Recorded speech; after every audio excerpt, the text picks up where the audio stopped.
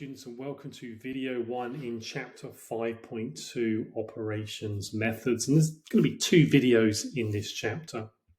So this is the second chapter in topic 5 operations management after a very short 5.1 chapter.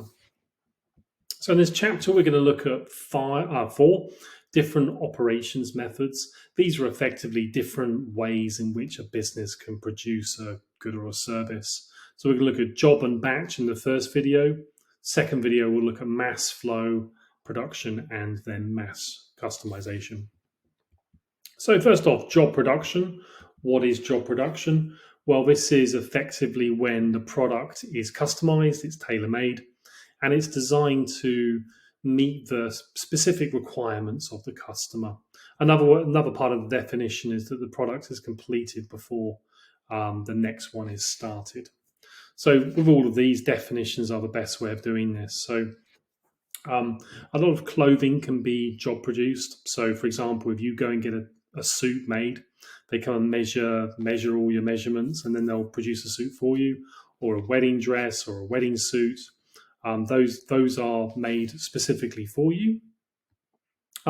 Most services are job produced. So haircuts, obviously, you go in there, they're going to, in theory, do it to your requirements. Legal advice is the same thing. You go along and they'll give you advice about what you want. And then also sort of big construction projects such as buildings, train networks, theme parks, etc.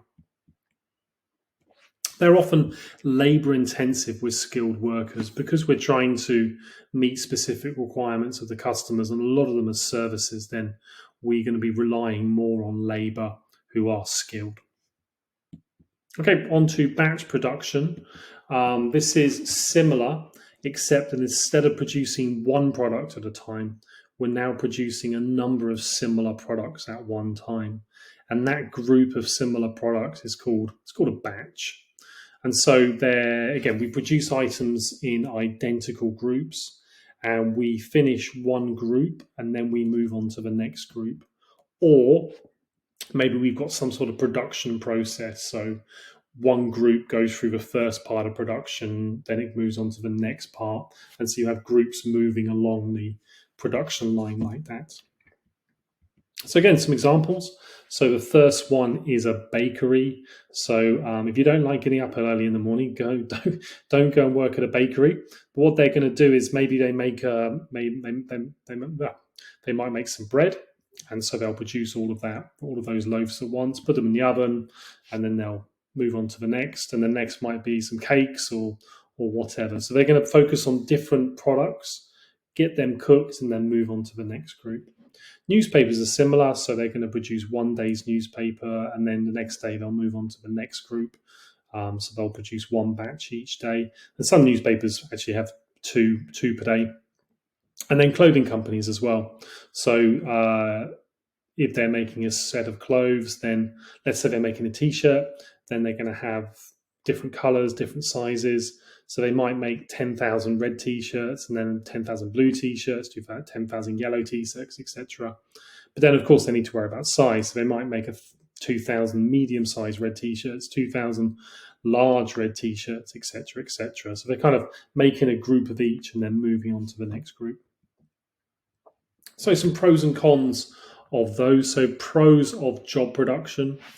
And so one of the main pros is because the product is made specifically for them, then the customers in theory should be more satisfied. And we might be able to charge higher prices because it's tailored and customized to them. As I mentioned, they're probably going to have some skilled workers, so the quality should be higher. And you can build into USPs here because it's made specifically for them, skilled workers, etc. Employees should be more motivated as well because every job is different. Then they should be able to have some sort of variety in their job. And when we look at mass production, we'll compare that against that. Some cons: it's going to be very labor intensive, so you're going to have higher labor costs. It's going to take more time to make each product because there's less automation. They're trying to get each one according to what the customer wants.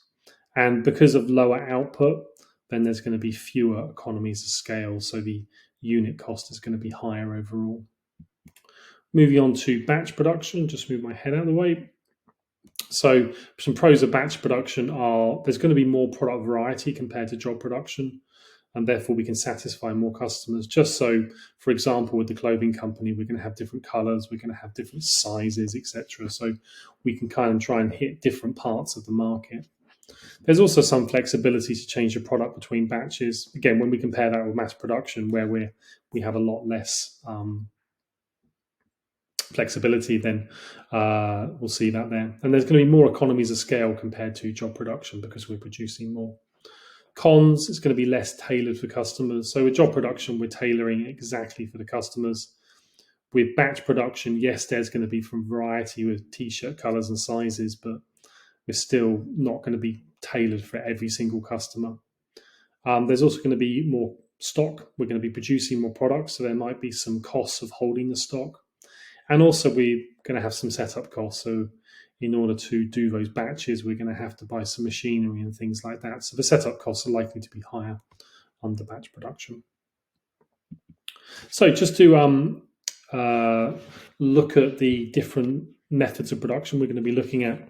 So today we've done job and batch production. So you can see that going from job to batch, we've got a higher volume. So we're producing more, but the variety goes down because under job, every product is in theory unique. As we go to batch, we're producing more, but now we're standardizing production into colors and sizes, etc. Next video, we're going to look at mass and flow. So I'll see you in the next video.